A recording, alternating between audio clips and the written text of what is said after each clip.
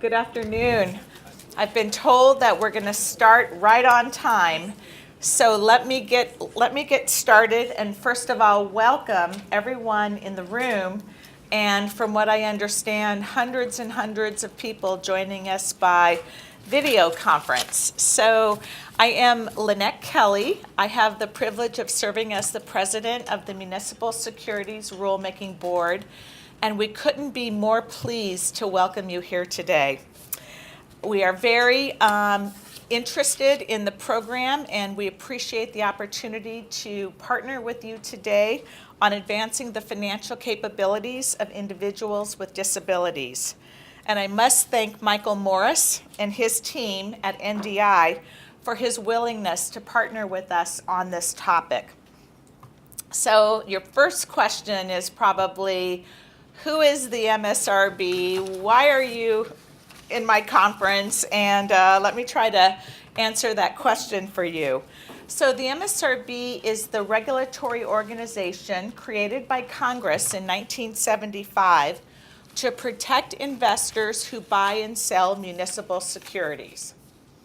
Okay, still no nexus to why to Americans with disabilities.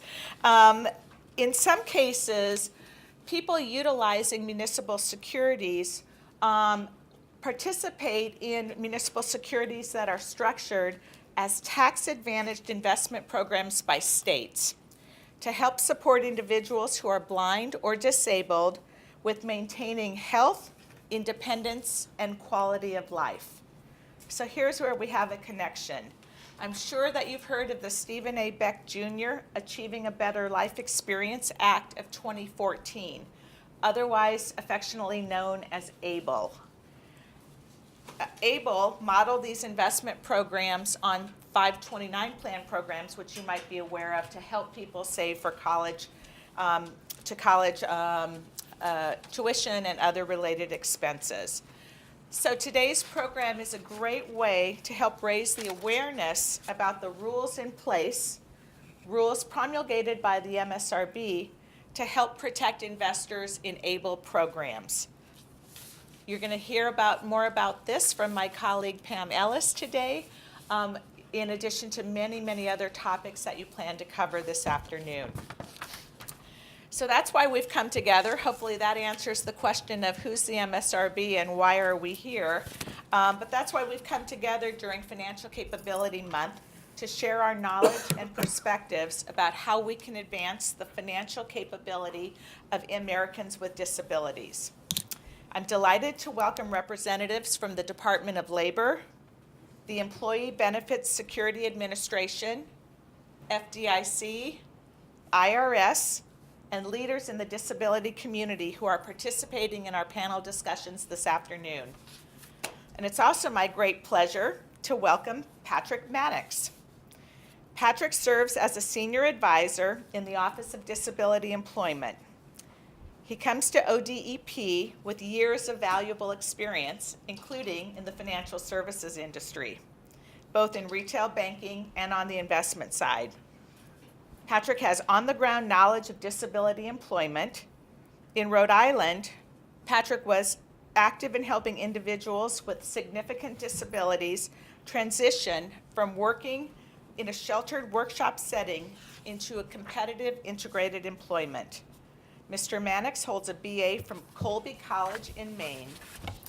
With that, I would like you to help me and join me in welcoming Patrick to the podium.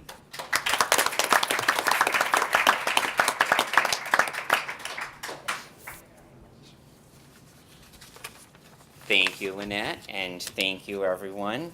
Good afternoon. On behalf of Secretary of Labor Alexander Acosta and ODEP, the Office of Disability Employment Policy, I'm happy to welcome you to today's seminar on advancing financial literacy for individuals with disabilities.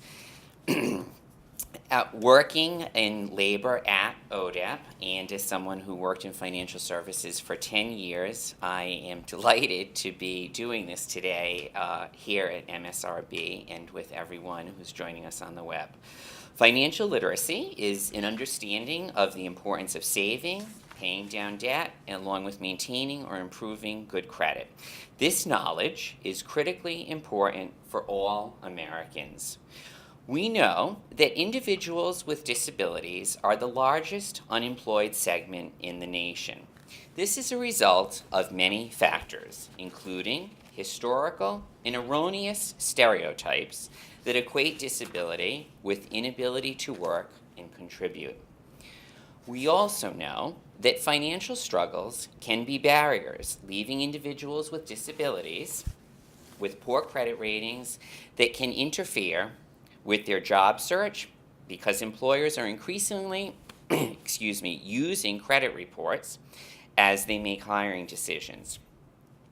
President Trump is working to expand access to jobs for all Americans. Notably, over the past year, the unemployment rate for persons with a disability has declined by 2.4 percentage points. But we can do even more. Many citizens with disabilities are writing to the President asking for assistance in finding a job so that their financial situation can improve. Just last week, a letter arrived from someone who wanted a job because, quote, "I hate to rely on Social Security. It is really frustrating since I have no stable income, no financial freedom, no place of my own," end quote. Job seekers with disabilities who receive Social Security benefits may not know about or understand work incentives that can help them get a job and even grow their assets. More than ever, these individuals can benefit from understanding how to build financial capability, how to utilize work incentives, in all aspects of financial literacy to actually work their way off benefits. Learning about tax advantage savings tools like ABLE accounts, available through the Achieving a Better Life Experience Act, and how to build good credit can not only help people with disabilities get a job, but also open doors for them as well. There is still so much we can do so that people with disabilities can enjoy the rewards of work and businesses can benefit from the contributions of this underutilized pool of talented workers. Today's webinar will help us understand these areas better. I want to thank all of our speakers today as they are leading the way in this important work so that all American citizens can experience the freedom that comes with financial security. And I also want to thank our moderator, Michael Morris, and his staff from the Lead Center of the National Disability Institute.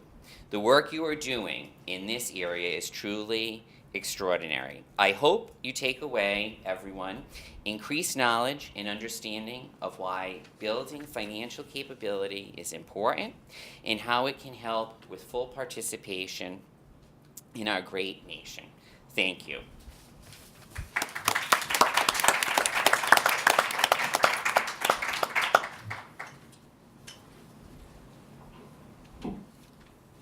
Thank you, Patrick, and thank you, Lynette. This really is a wonderful day of an extraordinary month that agencies in the government, community nonprofits, mayor's offices, governor's offices, all across the country are coming together and celebrating the need for more information, the building of more knowledge and skills for individuals with and without disabilities to make better informed financial decisions and to plan a pathway to financial stability and security for the future. I'm excited about being here today because we've assembled two wonderful panels. A first panel you will hear from is a panel representing multiple federal agencies that are all taking on this role and responsibility very, very completely. It is a role that becomes understandable as the economy grows, that we see more people in the workforce than ever before. But what we see is people challenged by the complexity of financial products and services, the challenges of getting out of debt, and for people with disabilities more than anyone else, there is really so many steps on that ladder to economic independence, there's only one way, and for most people with disabilities, that's going up. So today we have an opportunity to learn more about resources that are available to people with disabilities to advance their financial capability. And we will learn directly from people with disabilities from their own experiences and what they have learned in the disability community, what more we can do together, bridging the gap between the financial and disability community to find ways to work together and really build a better economic future for some 22 million working age adults with disabilities and their families across the country. I want to provide a bit of a context before I turn to our panel. This is National Financial Capability Month. So what does that mean? It means empowering all Americans to make independent financial decisions that are informed choices critically important to our nation's prosperity and economic growth. The development of financial capability strategies related to individual budgeting, managing credit and personal savings, and asset building are critical to the achievement of financial security for all Americans with and without disabilities. As Patrick just spoke, achieving employment outcomes, whether a first job or career advancement, is a means to an end. The end is greater financial security, which will result from improved financial capability, building those critical knowledge and skills. This April, as it has been for many years, is National Financial Literacy or Capability Month. It's a time for public and private groups to work together in the public and private sector, to work together to improve the knowledge and skills of all Americans, to make more informed financial decisions, to better manage their financial lives, set financial goals, and improve their financial health and well-being. We know in the disability community that too many people live at low or unstable income. They face the challenges of extra costs of living with a disability. They're also challenged by limited financial knowledge and skills. And we still have public policy that limits savings and asset building for millions of Americans with disabilities who would like to do better, who would like to earn more, who would like to put some of that money aside to meet their financial goals. Americans with disabilities are the largest minority group in the nation, comprising 19% of the U.S. population, or about 53 million people. 1 in 4 families have a family member with a disability. 22 million working-age adults have disabilities, and more than 6 million children across the spectrum of disabilities receive special education. And yet, another component of the disability community are veterans. 4 million wounded warriors have service-connected disabilities. What we do know is 2 people in the disability community are never alike. There is a diversity of types and severity of disability. It could relate to vision or hearing, movement, communication, cognition, or psychosocial challenges. It could be constant, or it could be episodic. It could occur at birth, or it could be across the lifespan. And it can happen to anyone, regardless of socioeconomic or demographic characteristics. We know that 1 in 9 working-age adults, age 18 to 65, have a disability. But we know the rate goes up and varies by race and ethnicity, with African Americans 14% and non-Hispanic whites 11%. Fewer than 1 in 3 working-age adults with disabilities are employed, compared to 75% of adults without a disability. Over the past 24 months, as Patrick just mentioned, there has been an increase in people with disabilities participating in the workforce, but we have a long way to go. More people with disabilities more likely to be working part-time than full-time, more likely to be in a job with no opportunity for career advancement, more likely to be employed in service occupations, and less likely to be employed in management or professional positions. We know, and NDI has studied with FDIC and the FINRA Investor Financial Education Foundation. Poverty rate for adults with disabilities is more than twice the rate of adults without disabilities. The poverty rate among people with disabilities is 28% compared to 13% among people without disabilities. And when you look at poverty rates compounded when taking into consideration additional characteristics such as gender, communities of color, and level of education, we have significant challenges and opportunities that we can address ahead. More than 5 million Americans with disabilities have college degrees. This is the next generation. And despite the low income and limited assets of households with disabilities, almost 7 million have income over $50,000.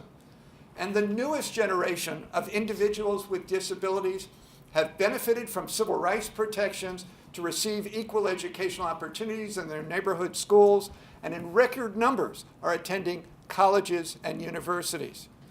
People with disabilities are becoming, in significant numbers, regular users of the internet and smartphones, and have heightened expectations of a better economic future as active participants in the economic mainstream. So we have a younger generation poised to be part of the economic and financial mainstream. We have older Americans with disabilities who did not get all the benefits of this new generation, but still want jobs, want financial stability, want to build assets, and all are part of this complex and diverse picture of people with disabilities in America. We know and are fortunate that multiple federal agencies have focused on financial capability. When the Workforce Innovation Opportunity Act was changed several years ago, it included a definition of financial literacy. It is about creating household budgets, initiating savings plans, making informed financial decisions, supporting the ability to manage spending, credit, and debt, and supporting the ability to understand, evaluate, and compare financial products, services, and opportunities. In American job centers across the country, an increasing number, financial literacy becomes a service and an educational opportunity that is being available to youth and adults with disabilities. So this is just a context for an extraordinary federal panel that we have been able to assemble today. And for those of you across the country, I hope this is an opportunity to learn, take notes, and to really think about that there is an extraordinary amount of resources and information you can access. Each of these agencies offers you something that you probably wasn't aware exists. And even better, it's free. Most of it, if not all of it, is online at various websites of these agencies, and you're going to learn more.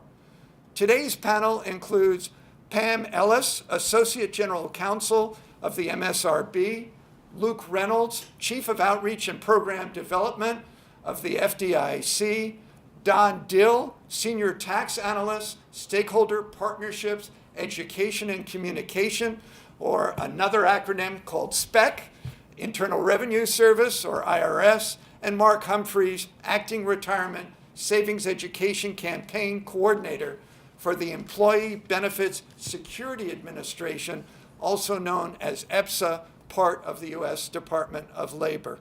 We're going to first hear presentations from each of these panelists, and then we're going to entertain questions to further fill out the picture of how we can all work together to advance financial capability for people with disabilities. So I will first turn to Pam Ellis and tell you a little bit more about the MSRB and its support of the efforts to bring more people the opportunities of ABLE programs. Pam? Okay. Good afternoon, everyone, and thank you, Michael. We're really excited to have you here and to participate in this program this afternoon.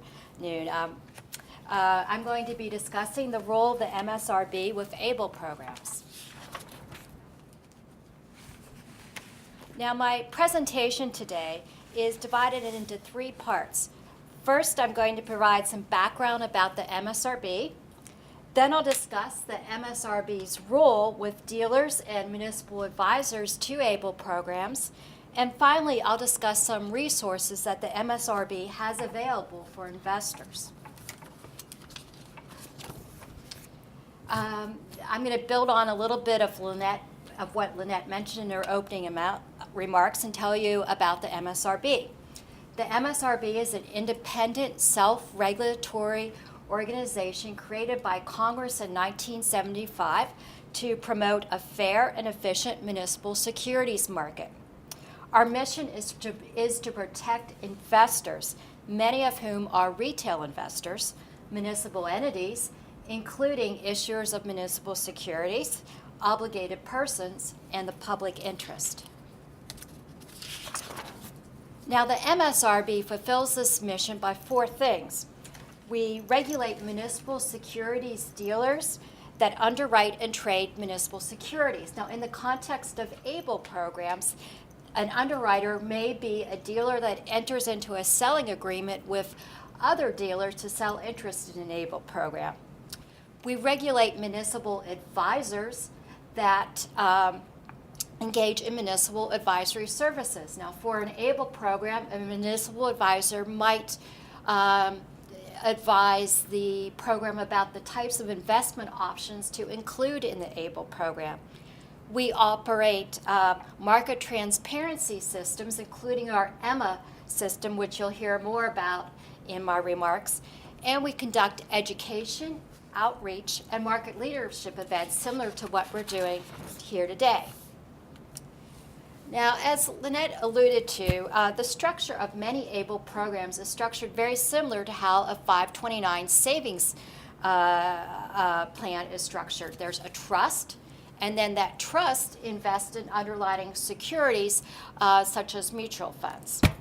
The SEC staff has provided the MSRB with guidance that interests in ABLE programs are municipal securities, and therefore the MSRB regulates interest in ABLE accounts as municipal fund securities under MSRB rules, similar to how we would regulate interest in a 529 savings plan. Now, the MSRB only regulates dealers and municipal advisors. So our regulatory authority relating to ABLE programs is limited to dealers that market interests in ABLE programs, dealers that act as underwriters to ABLE programs, and municipal advisors to ABLE programs. Now, depending on the facts and circumstances, an ABLE program manager or one of its affiliates or contractors could be an underwriter and thus subject to MSRB rules. Now, as indicated on this slide, dealers of ABLE programs are subject to multiple obligations under MSRB rules, and these are just a few of them.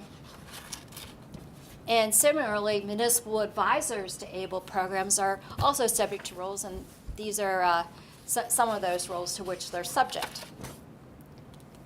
Now, MSRB rules really reflect the special characteristics of the municipal securities market and its unique regulatory needs, and are designed to govern the conduct of municipal regulated entities.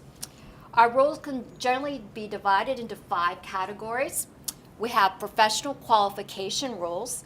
These rules establish the qualification for conducting business. We have fair practice rules.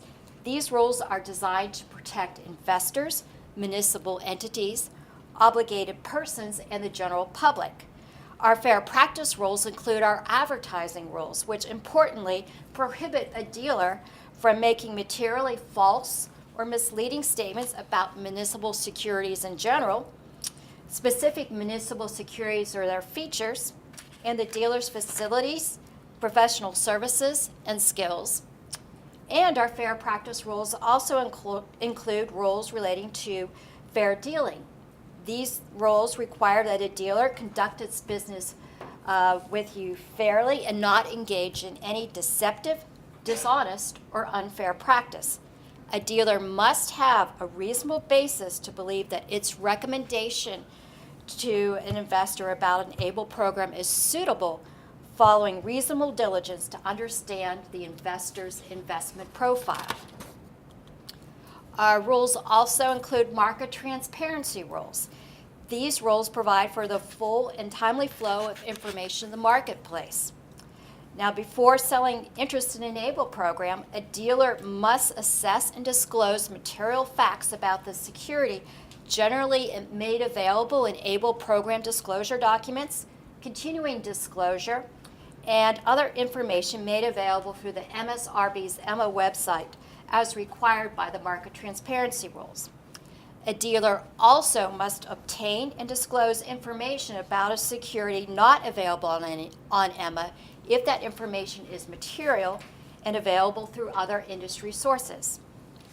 In addition, MSRB rules address uniform practice. These rules ensure consistent behavior of regulated entities in the marketplace. We also have rules that address regulated entity administration.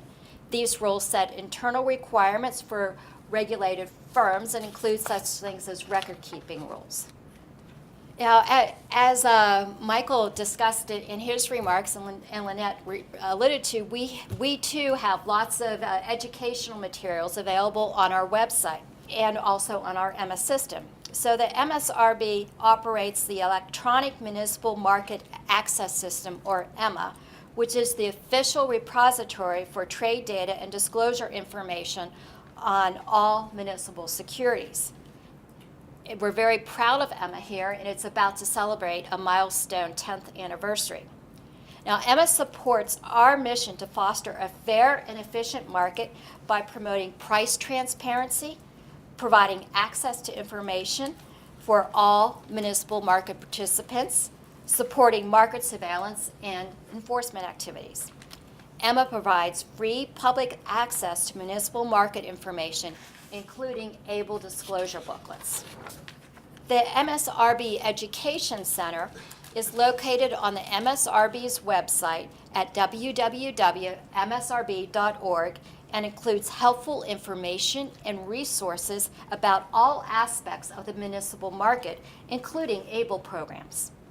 Here you can find helpful fact sheets, webinars, and other materials to learn more about municipal fund securities and about the municipal securities market in general. And here's a sample of some of the educational materials the MSRB offers relating to ABLE programs. The MSRB welcomes your calls and emails and would like your input and feedback. As provided on the screen, the MSRB support is available at 202-838-1330. We also encourage you to sign up for MSRB email alerts and to follow us on Twitter. Thank you.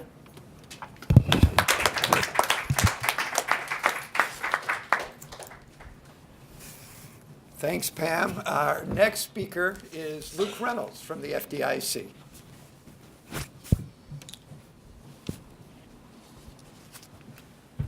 Good afternoon, and thank you, Michael.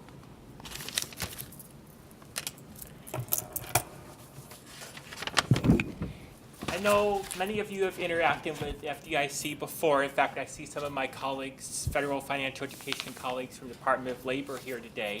But just to make sure we're all on the same page, FDIC is an independent federal agency that insures your deposits in FDIC-insured financial institutions. We don't insure banks, we insure your deposits in financial institutions. We also have some other responsibilities as well. We supervise certain banks to ensure that they're operating in a safe and sound manner and following consumer protection laws. And in the rare event that a bank goes out of business, we step in to make sure depositors get their insured deposits. We're also responsible for promoting public confidence in the nation's banking system. And one of the ways we do that is by promoting economic inclusion, because we know when the broadest possible spectrum of the population feel that they can work with a bank to have their financial needs met, to get appropriate products and services, that's one of the best ways to have people feel that financial system works for them. We use a ladder approach to represent the progressive nature of economic inclusion. We consider it starts with financial education, which lays a foundation for a person to develop a basic checking or savings account relationship, which sets up a person well to build savings or access credit, which in turn can help them achieve their dreams of home ownership or starting a small business. As you see, financial education is the foundation for greater economic inclusion. The FDIC's MoneySmart program was launched in 2001. We have materials to teach young people starting at pre-K all the way up through adults and older adults, as well as a specialized resource for small businesses. We have materials that you can teach other people. You can teach people in a group setting like this, or one-on-one, or in a small table setting, or that people can go through on our website via podcast or a computer-based learning game. What's most specific for today are some of our resources that are specially developed and useful for persons with disabilities. Last year, in fact, about 12 years ago, in large part because of a suggestion from National Disabilities Institute, thank you, Michael, we had added a guide presenting MoneySmart for adults, and including the section on accommodating audiences with disabilities in it. Well, last year, as part of a fairly extensive effort where we talked to a large number of organizations and did some research, we updated our guide to presenting, and it now includes more information to help instructors support participants with disabilities, including by offering tips about reasonable accommodations and things like language to use on registration forms. This is available for free to download from our website. We also last year released Scenarios for Economic Inclusion. It's designed to be used of our MoneySmart for Adults curriculum. It's 4 one-page scenarios with people with disabilities thinking about a financial decision. And again, we work with disabilities organizations around the country as we develop this. Each scenario presents a little story and then offers some questions. Just as one example, scenario 1 features Ming, who has Down syndrome, living in supportive housing, who has a part-time job and receives benefits from Social Security. And she's trying to decide how to handle the money she gets from her job. Should she open up a bank account? Should she use something else? So we go through the scenario. We set up some questions where we explain how a debit card works. We introduce the idea that she would face if she opened up an account of whether to opt into an overdraft program. And these are tools that instructors can use to foster discussion and dialogue in a class, so it's not just lecture-based. There's some opportunities for interaction around real-life scenarios. Another example is specifically on ABLE accounts. So Portia is blind and receives SSI. She wants to move out of her home, of her mom's home, into her own apartment. And she wants to start saving money, and she learns about ABLE accounts, and she has some questions. So again, we give you some ideas as instructors or as coaches to guide your audience. We're going to be releasing this September an updated version of our MoneySmart for Adults curriculum. This version, we're proud to have worked with a number of organizations that serve persons with disabilities as we develop this curriculum. It's going to be more interactive and more accessible, so it's going to keep the same formula we've always had of having fully scripted modules that people without a lot of training experience can begin teaching without having any training certifications. But it's going to be shorter, it's going to be more concise, it is being written with plain language. And we have more information on modern relevant ways people do finances. When we last developed this curriculum, mobile banking was just catching on. People are still writing a lot of checks. Many of you probably seen the annual report the Fed does about check writing volume and how it's going down. So we're introducing more information on mobile banking and using debit cards and prepaid cards, that sort of thing. This is going to be coming this September. I'm going to talk in a minute about how to know more about it. One resource that is, many people hear about MoneySmart and then wonder, where should I start? The curriculum is great, but how can I actually use it? MoneySmart News is a publication. We usually do it every 3 or 4 times a year. And in addition to providing news for financial educators, we have a success story feature. And it highlights a specific way people have used MoneySmart.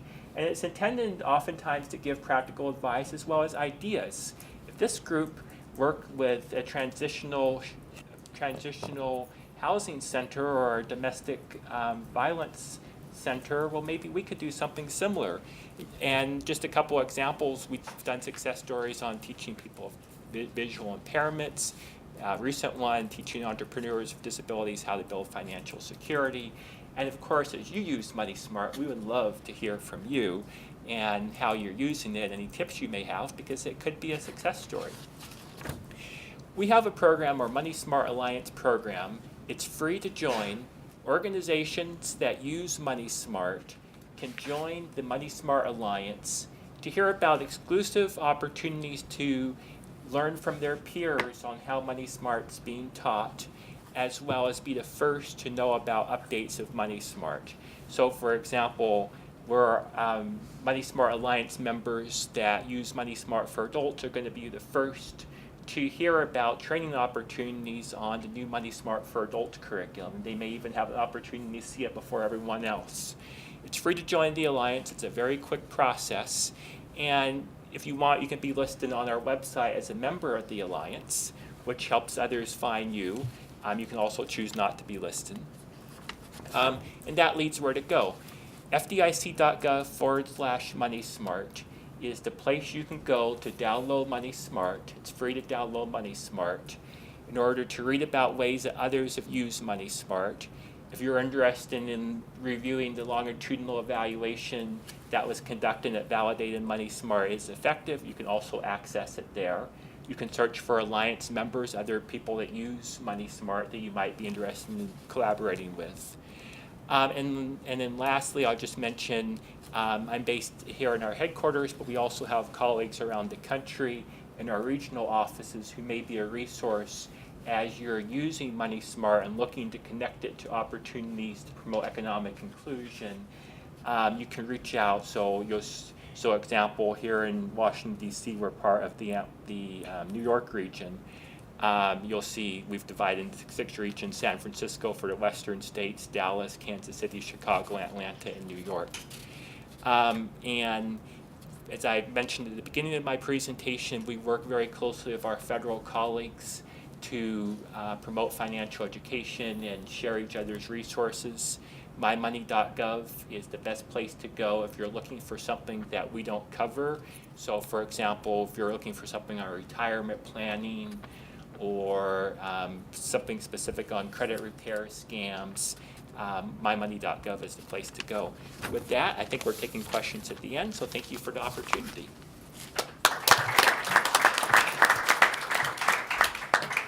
Thank you, Luke, and we will turn next to Don Dill from the IRS.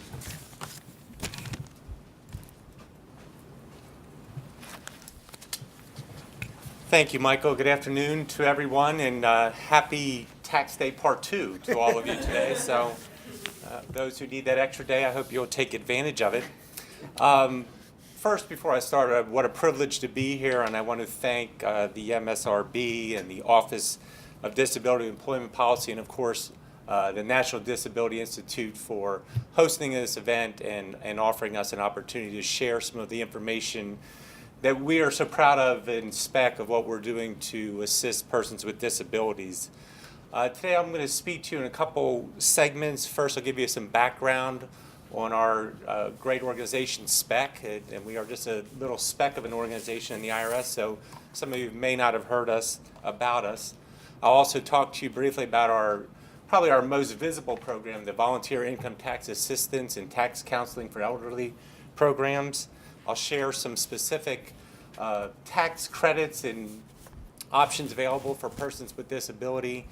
Try to then go into a little bit of our financial literacy aspects that we're trying to integrate in local communities.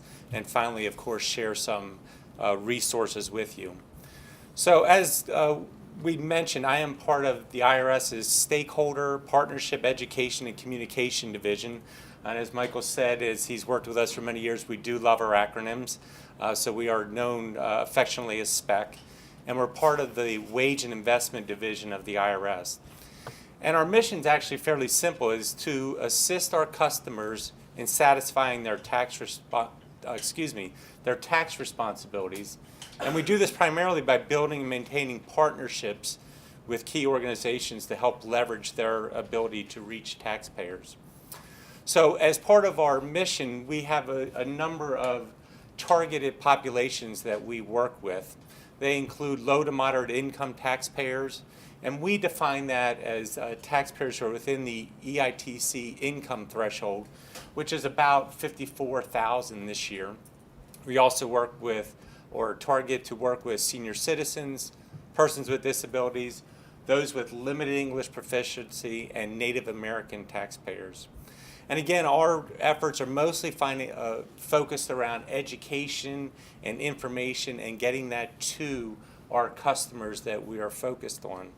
Now, you probably ask, how does IRS do that? Because maybe some of you might understand we're not the most trusted organization in these target population areas.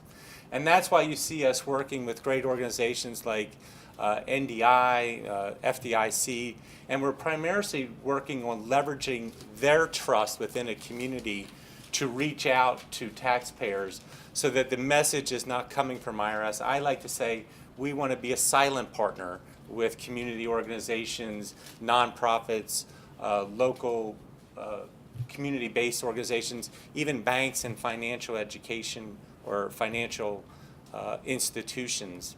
And SPEC, of course, we have been privileged and honored to work extensively with NDI since 2003. I think Michael and I hate to think how long it's been we've been working together. And if you'll notice, some of his colleagues even have IRS name badges on. So it's been a great partnership over these years. Now let me give you a little bit about our volunteer income tax assistance and tax counselor for elderly programs. I hope most of you, any of those of you have heard of those programs. Great. I hope after this you'll hear more folks will do it. But those are our free tax preparation sites located around the country. This year we had over 10,000 free tax preparation sites supported by an incredible group of over 90,000 dedicated volunteers working countless hours to provide these target populations that I mentioned the ability to get their taxes done for free. And I'm proud to say, I thought yesterday was going to be the end of the filing season, but today is. But our rough numbers so far suggest that we've served over 3.2 million individuals with free tax return preparation. And just to give you an idea of the scope that entails, if you assume somebody might pay on the average about $200 to get their taxes done, they have saved over $600 million in tax preparation fees. We're also very excited, and thanks to our wonderful partnership with NDI, that we've served nearly 500,000 individuals with disability this year at our sites. We're also proud that we're working very closely. This year we've served over 400,000 veterans, so we appreciate all the work with other organizations to get that. And you'll see down there probably the most important thing is we've helped those 3.2 million individuals claim almost $3.5 billion in tax refunds. And that, of course, is not only critical to those individuals, but it's critical to their local communities that get this influx of money because, as we all know, individuals, particularly low to moderate income individuals, are going to spend their tax refunds locally. So it's a great multiplier effect in those communities. So if you haven't heard of VITA or TC in your community, please next year look for us. They start around February 1st and go right up to the last day of the season. So as I mentioned, I wanted to talk to you about a couple individual tax credits that are available to the general population, but there are some unique opportunities for persons with disabilities, and those often go overlooked. I'm sure most of you have heard about the Earned Income Tax Credit, which is a fully refundable credit for taxpayers who work and have either a qualifying child or even meet other qualifications, including those who are single with no children and are at an income threshold around $15,000 or below. A wonderful, fully refundable opportunity. And as you see, generally taxpayers qualify out, if you will, of the EITC when their children reach the age of 19 or they stop being a full-time student. But when we talk about children that are permanently and totally disabled, their parents are able then to claim this earned income tax credit regardless of age. So that's a wonderful opportunity, and it's one of the things we try to educate our population about at our sites.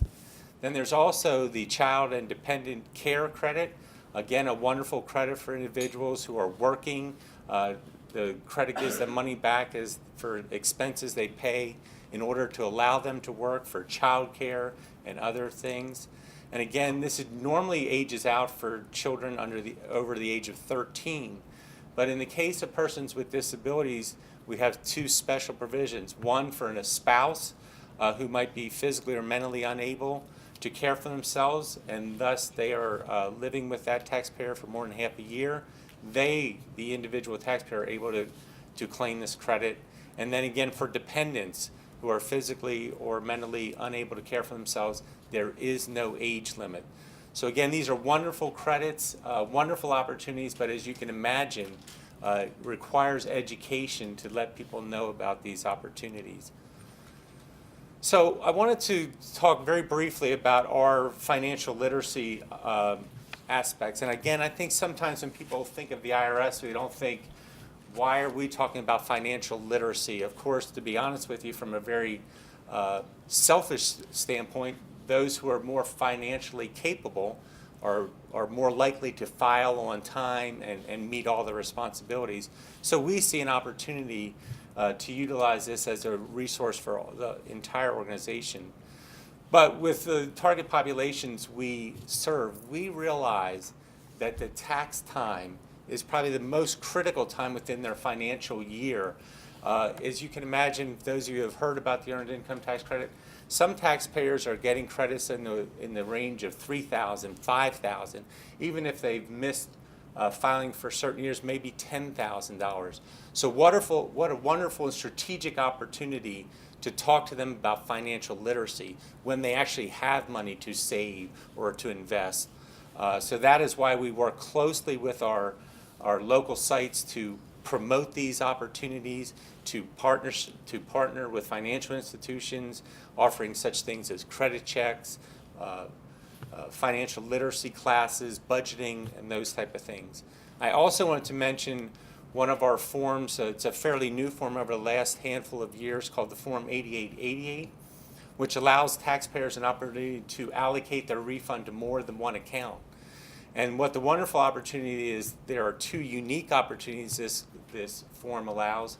One is to use part of a refund to purchase savings bonds, which is a wonderful, if you will, initial opportunity for individuals to get interested into savings in a very low cost and safe and secure way. But more importantly, for persons with disabilities, it's also a way for them to fund their ABLE accounts right there on the Form 8888. So again, a wonderful opportunity, one that needs more education. I wanted to just briefly talk about one of our recent initiatives that we worked hand in hand with NDI over the last couple of years, and that is working on providing more services to the deaf and hard of hearing taxpayers. As you see there on this screen, we've created a series of American Sign Language videos that not only help inform individuals about their benefits, but also we've created videos to help our volunteers and interpreters work with taxpayers at our local sites. As you can imagine, tax terminology is not the most common language. So we're thrilled to do this. Each year we are trying to have what we call ASL Tax Days, and this year we had them in over 20 locations and served more than 1,600 deaf and hard of hearing taxpayers. So we thank you for your help in that at NDI. And last but not least, I wanted to share with you obviously a number of resources that we have. Our website has a number of opportunities in addition to those videos. We also have wonderful publications. So with that, I wanted to thank you for the opportunity and look forward to answering questions at the end. Michael?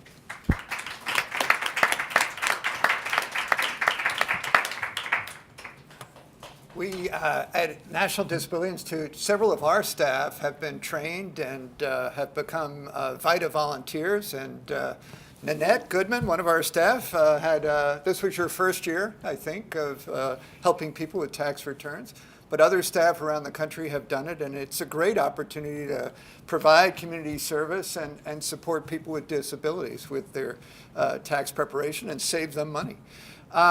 Next, we're going to turn to Mark Humphreys, and one more federal agency doing great things and with great resources available to you with EBSA from the Department of Labor.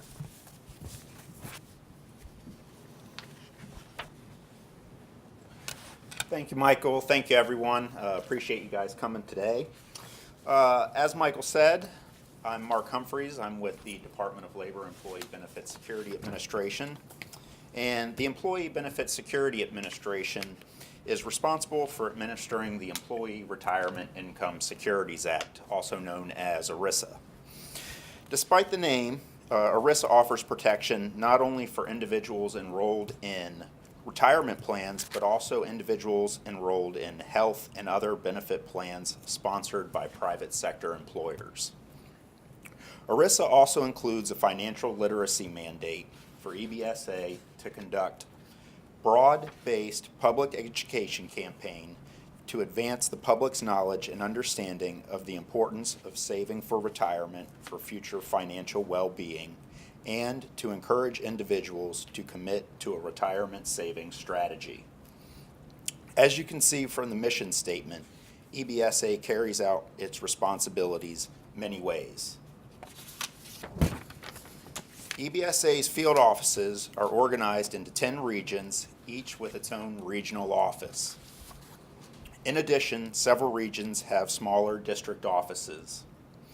The region and district office staff are comprised of investigators that conduct civil and criminal investigations and benefits advisors that answer individual inquiries from workers and employers and conduct participation and compliance assistance outreach.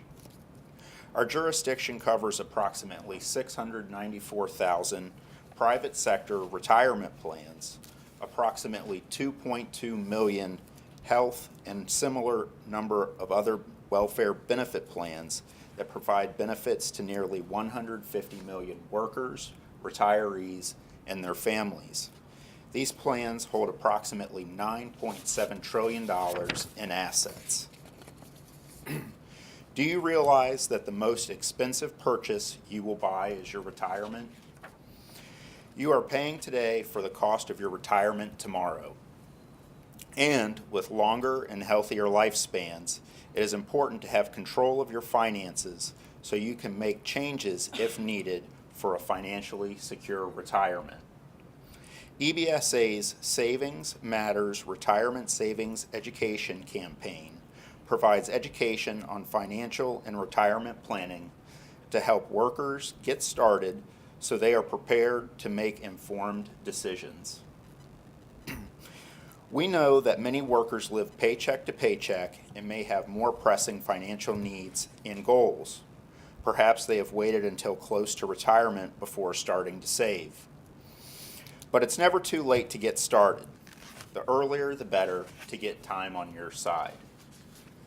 As part of the education and outreach program, EBSA has many publications to help people learn about basic financial planning, retirement planning, as well as retirement and health benefit plans. EBSA created online worksheets and calculators. These tools can be accessed on EBSA's website at www.dol.gov/agencies/EBSA. The worksheets allow individuals to enter their own financial information so they can see where they are financially and the steps needed to reach their retirement goals. There is information with the online worksheets about how to save the information entered online so that you can return to update the information periodically. You can also print a copy of one or all of the worksheets, and the material is also available in Spanish. EBSA also conducts in-person workshops across the country and holds national webcasts, including outreach, to help walk people through these tools to help get them started. We often have other agencies join us to provide comprehensive information, not only in outreach events, but in our publications. We also have videos posted on our website too. For workers of all ages and those about to enter the workforce, DOL provides information and tools on basic financial planning to help them learn how to manage their financial life. EBSA's education program includes financial planning to help workers understand how saving for retirement can be part of an overall budget and why the goal of a secure retirement should be one of everyone's financial goals. For those who wonder how they can achieve that goal when so many other financial issues have priority, EBSA's financial planning worksheets will help them see how it can be done. DOL partnered with the Certified Financial Planner Board of Standards, also known as CFPB Board, to create Savings Fitness. A publication and online interactive worksheets provide a number of financial planning tools for individuals to use and see how they can achieve their various financial goals, including a secure retirement.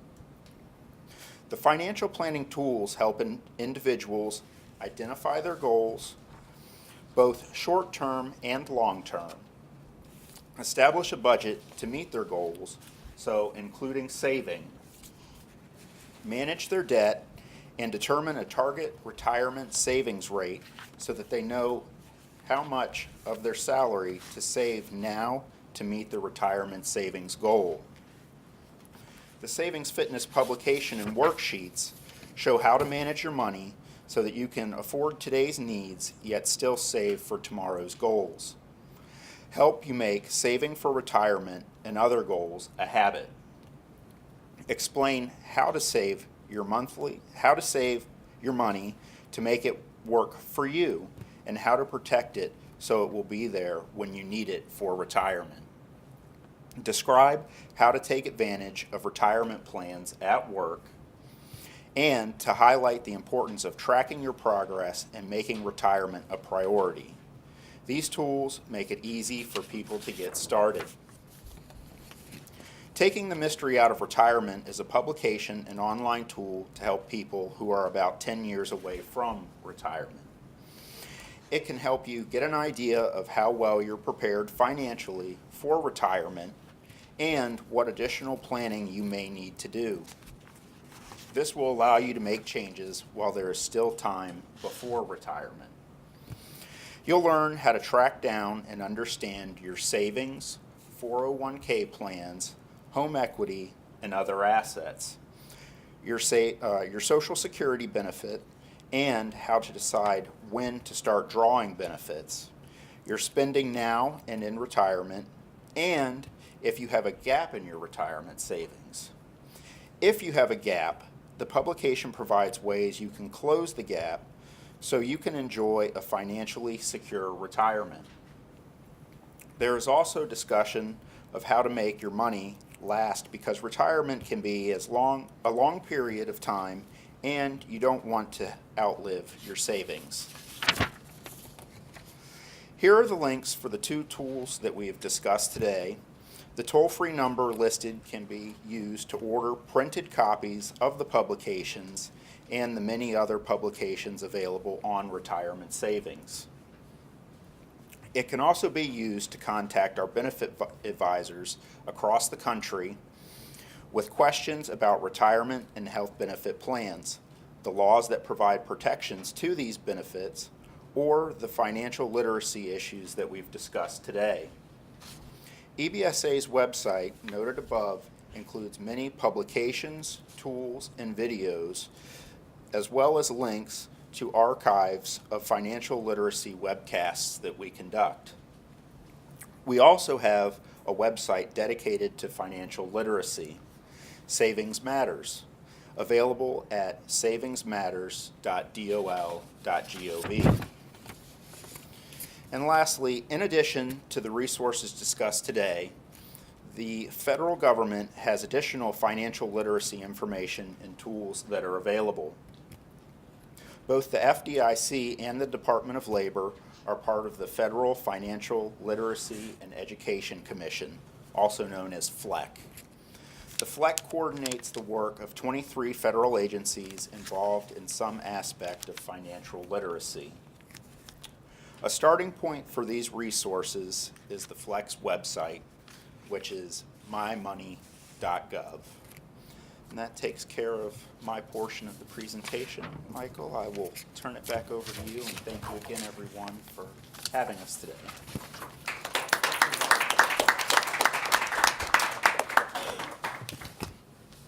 All right. For any of you who watch Jeopardy, how many of you watch or over the years? Just remember, one of these days there's going to be a Final Jeopardy question.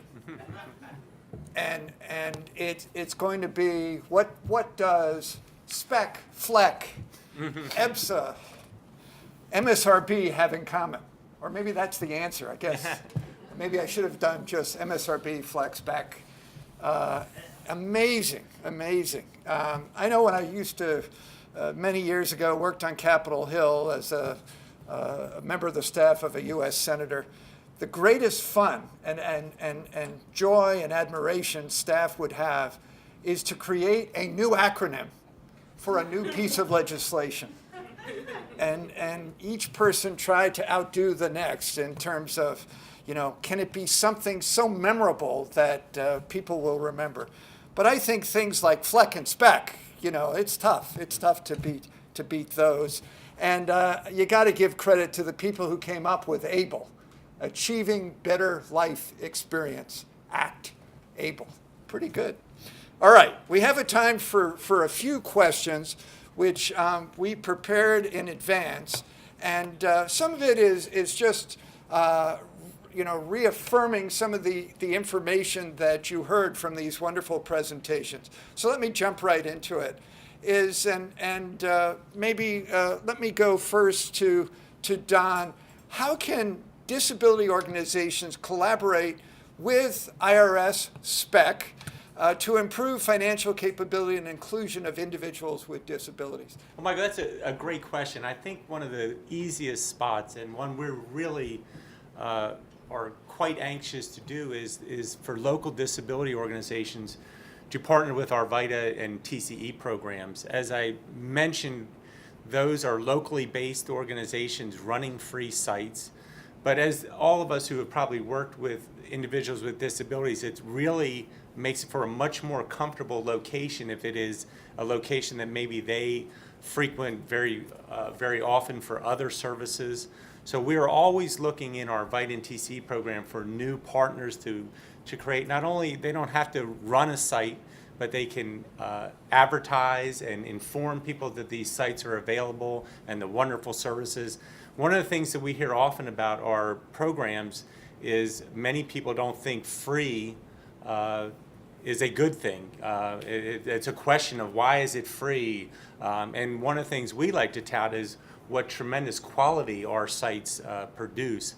So that's where I think local disability organizations could help us with our free tax preparation program, because as I mentioned, once we get somebody in there, give them a free tax preparation service, what an opportunity then to help them utilize that refund to maybe start an ABLE account or savings accounts or other things. So that's probably the number one way they could help us. Thank you. I'm going to jump just so we get several of these questions done. And this one, let me direct to Luke, is how is FDIC supporting the financial education needs of potential or current ABLE account owners? It's a wonderful question, thank you. We published an article in our quarterly consumer publication called Consumer News a few months ago, specifically on ABLE accounts. And it really is designed to kind of introduce ABLE accounts to people who might not otherwise have an opportunity to learn about them and describe some of the key features of them. I mentioned the scenarios for economic inclusion a little bit earlier. That's a wonderful opportunity for you to add an interactive engaging exercise into a workshop around ABLE accounts. And lastly, our updated MoneySmart for Adults curriculum that will be coming out this September will have some information specifically devoted to ABLE accounts. Great. And Pam, maybe same question with MSRB. As you shared with us, you have this direct role in monitoring the advisors and kind of information, helping consumers with disabilities identify what might be the right ABLE plan and investment option for them. What are some of the things MSRB is trying to do on the education front around ABLE? Well, as I sort of raised during my presentation, education is really key to what we do here at the MSRB, and Rita and her team have done an amazing job creating a host of educational materials. The MSRB's education content, as I mentioned, is located on the MSRB's website at msrb.org. And its primary goal is to empower and prepare the investor to have informed conversations with their financial professionals. And we work with other organizations, including yours, and we recently produced an article in early January about the regulatory protections for ABLE account owners. We do contribute content to other organizations to support their members, and we welcome opportunities to do so. Great. All right, I'm going to go to the third question and put this one to Mark and EBSA. If this is one you can answer, should banks be involved in efforts to promote economic inclusion for persons with disabilities, and how is EBSA trying to do that? I think that I should defer this question possibly to Luke. Okay. He might be better suited. Well, purpose of financial education is to build skills and confidence that can be put to work. Financial institutions are in an excellent position, and in many cases a unique position, to offer products and services that can help persons with disabilities get to where they want to be. Maybe it's providing a deposit account, a transactional account, or a savings account. Maybe it's offering a lending product for an assistive technology solution. Financial institutions can provide products and services that are responsive to the financial needs of persons with disabilities. And then also, of course, financial institutions can and do provide financial education. Financial institutions are one of the big users of our MoneySmart program and can provide workshops.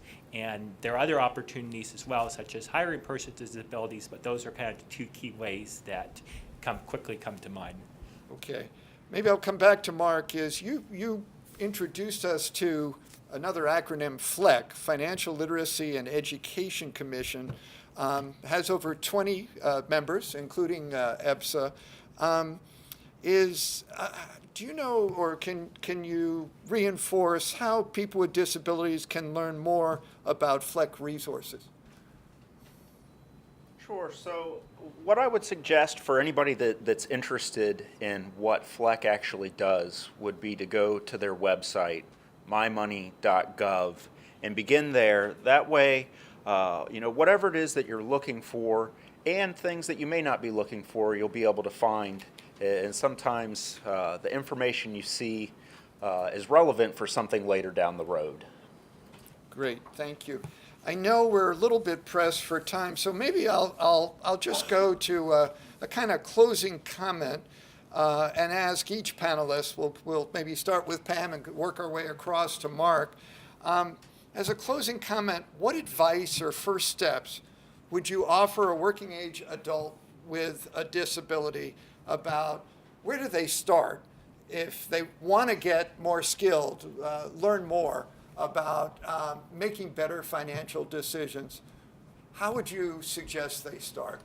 I think I think it's very important that any investor get the facts about the financial product or investment they're about to make. Information is power, and you really need to understand the potential risk and benefits of whatever investment is about to be made.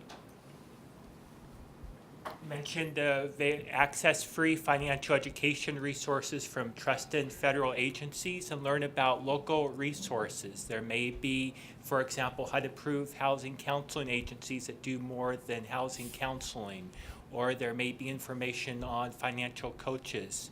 So learn, ask questions, and learn about resources and networks such as VITA, financial institutions that may help you take the next step.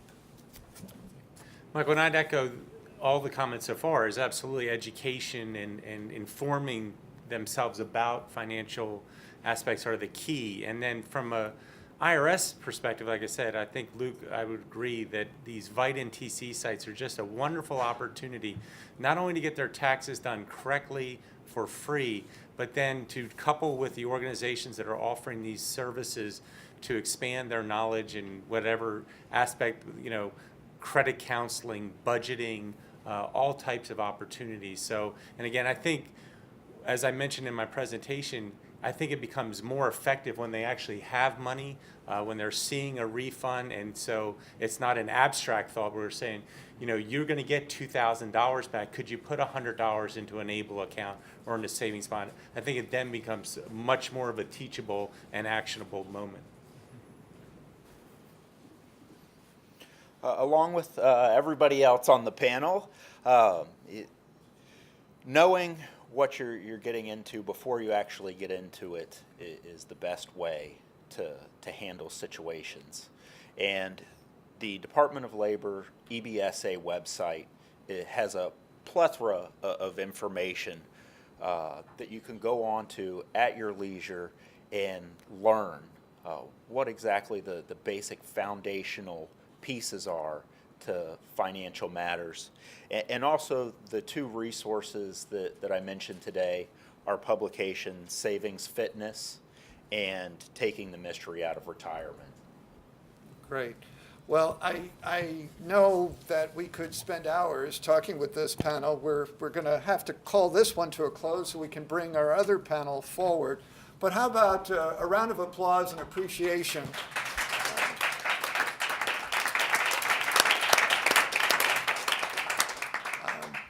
I do hope you will visit the websites of these agencies, MSRB, FDIC, IRS, and EBSA, as well as FLEC and the work that it's doing. There are many other federal agencies that could have been here, and there's only so much we can fit into this space. We urge you to look at information on the website of the Social Security Administration, ssa.gov, so many people constantly are coming to National Disability Institute with questions about how do I really balance my new opportunities under ABLE with making sure I don't do anything that disrupts my Social Security benefits. So there's a lot of information there.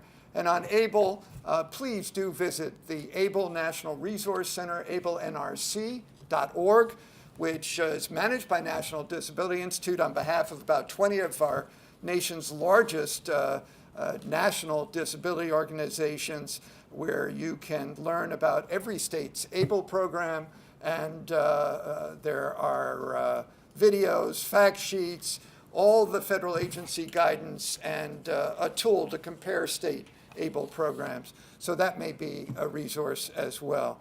So we're going to take this panel to their seats, and if I can ask the second panel to come forward, we'll sort of have, for those of you who are listening across the country, about a 2-minute shift. Stretch if you're in wherever you are, your office, your home, a classroom, and those of you here, but we're going to try to quickly move to our second panel.